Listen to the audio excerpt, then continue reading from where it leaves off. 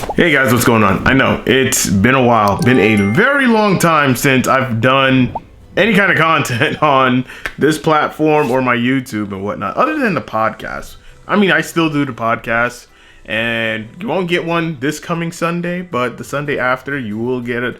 You will get a podcast. But let's just talk about my experience being a tournament organizer. For those that don't know, where have I been? How come I have not been streaming so much? That's because I've been running local tournaments very, very often now, to the point where every Friday, Saturday, Sunday, I'm running a tournament at Flynn's Arcade. And I want to talk to you guys about my experience being a tournament organizer. And yeah, so let's get on with this conversation. I do have to start off with the fact that when I became a tournament organizer, this was during a time when the pandemic was still going on and whatnot. And I was like, what is it? I didn't know what a TO was at that time. And I think this was like last year in the summer. I didn't know what a TO was. So I'm looking up on YouTube, Google, whatnot, like the definition of a tournament organizer, like an example, like what is a tournament organizer? Like what do they do, whatnot. So pretty much that is the person that organizes and runs the tournaments at a venue or at a big local event, like a major or a regional. And their job is to make sure that, everyone is, on the bracket, everyone is seated properly, because back then I did not know how to seed nobody. I just ran it just randomly, like, okay, just random, just name. All right, that's it. Y'all just gonna go and just have at it. Like, that's me coming into it. That's how I thought it ran in the beginning, but now it's completely different. It's like, no, you gotta seed people correctly, so that way matches don't end too quick. You want your best people at the very top. You want to seed them higher than everyone else that is not as good as them. So good players at the top, not so good players at the bottom. So, and to learn how to do that, and it was, very simple and easy.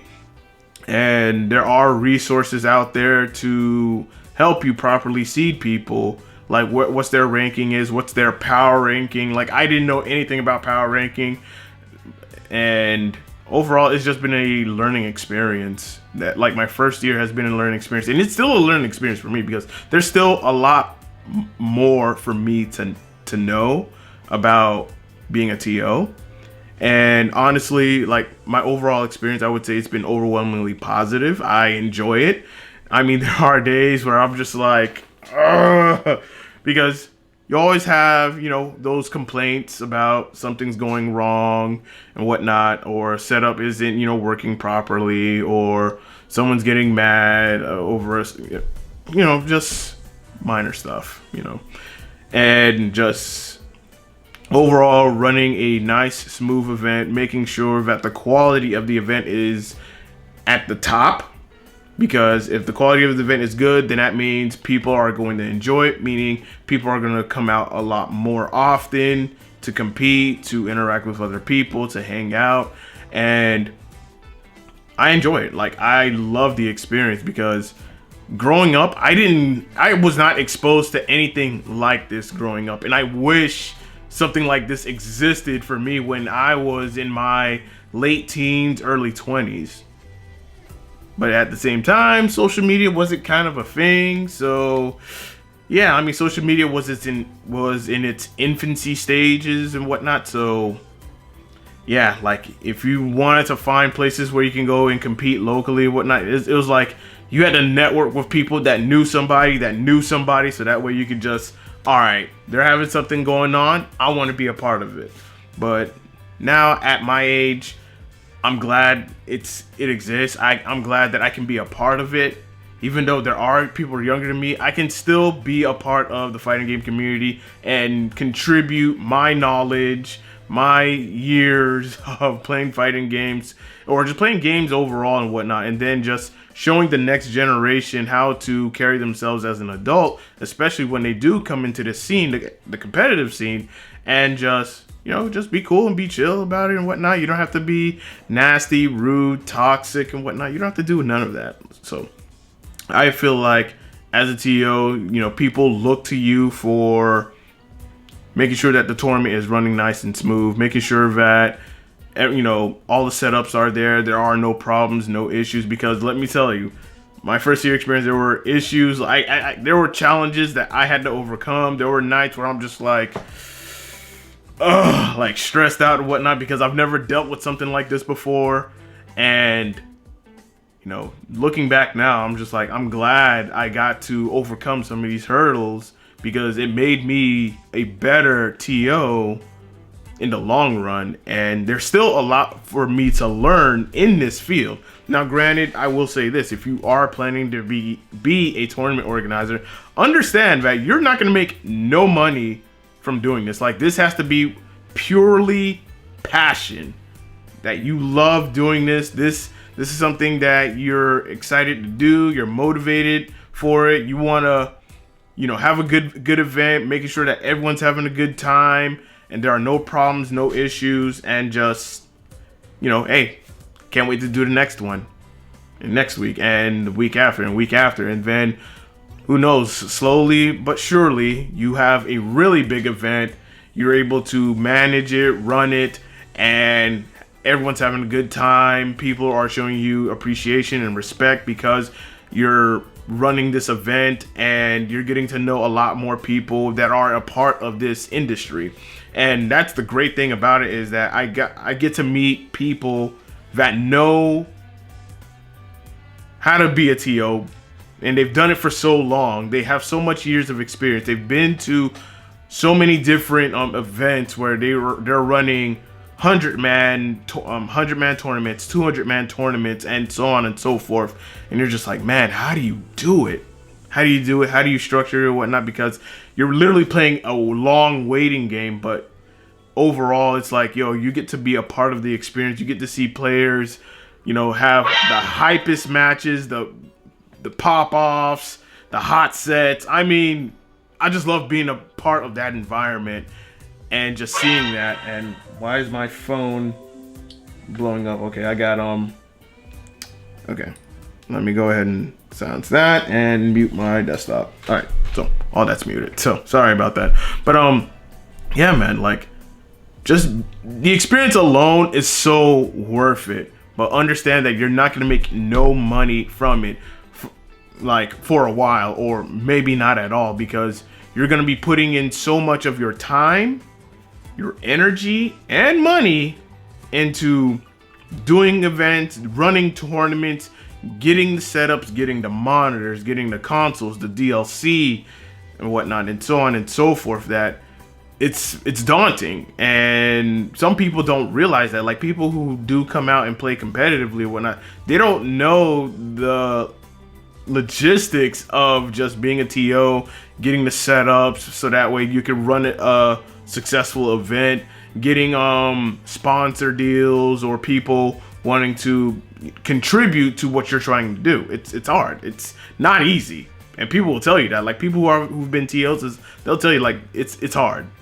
But you just have to stay the course, keep going forward, keep reaching out, and slowly but surely, eventually, it'll pay off. Whether, hey, someone will want to pay you for your efforts, or you end up getting really good deals to the point where, hey, someone will sponsor you some stuff. They'll give away some stuff that they probably don't need, that, hey, you could use it for your event.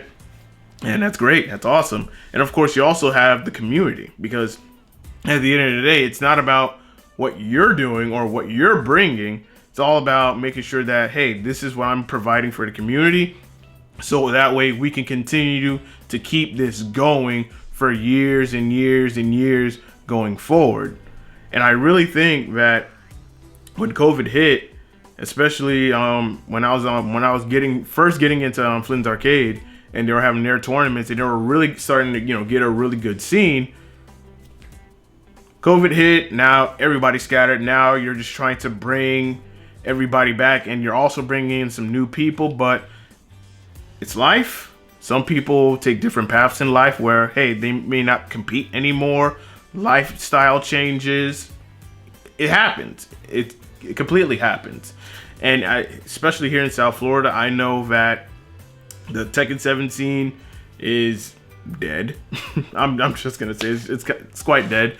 And most of the people that do play Tekken are somewhere close to my age or around my age or probably in their late 20s. So you have to look at the demographic of the people that play some of these games and try to see how can I get more people, or at least the younger generation, into this game. So that's when you have to really do some homework on how can you reach out to more people, how can you try to attract more people to your venue, so that way, hey, they know that this exists, it's for them, and they can be a part of it and let it grow. And over the time since I've been a TO at Flynn's Arcade, I remember our weekends would be like maybe total participants, maybe 30 to 40 at best. 30 to 40 at best on average. And this was like during the pandemic.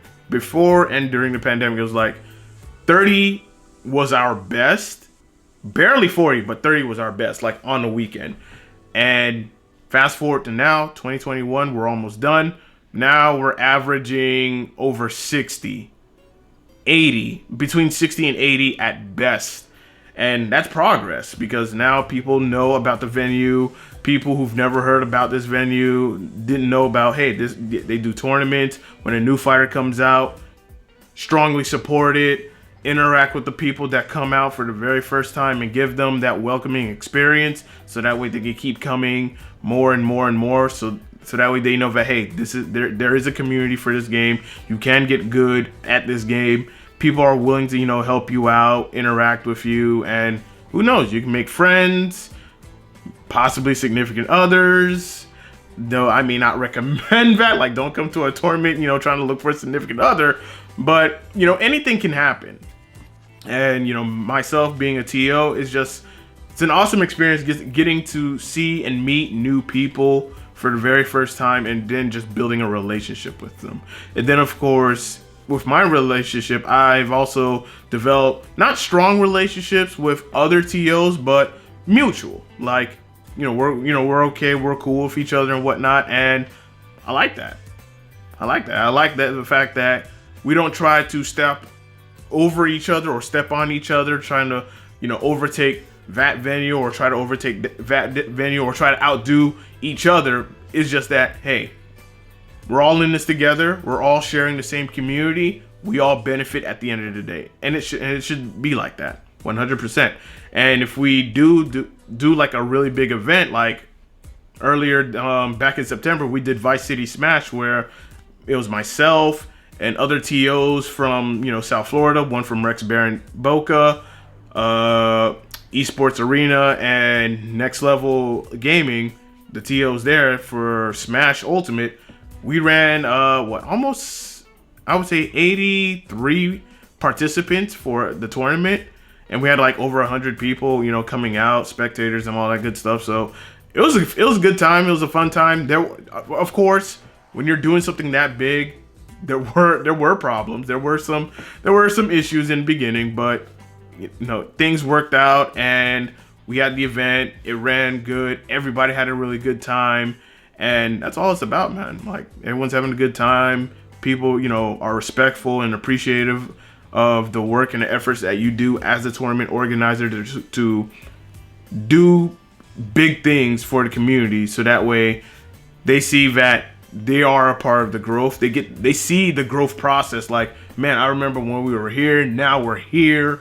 Like, man, it's just been it's been a ride, and they want to stay on the ride and keep seeing where it's gonna go. And honestly, that's how I feel like, as being a TO for over a year now. It's just like I'm enjoying the ride, and I want to keep seeing where it goes. I will still put in a lot more effort into it, so that way, going into 2022, we do bigger and better things. And can't wait to meet more people that are within this industry of of the fighting game community, and of course being a tournament organizer. Like, I want to know more. I want to learn more. Like, this is interesting, and the more exposure, the better, because that's more knowledge that you're gaining. That's more people that you're getting to know. That's more connections that you have, and possibly, maybe, revenue that may come to you in the long run.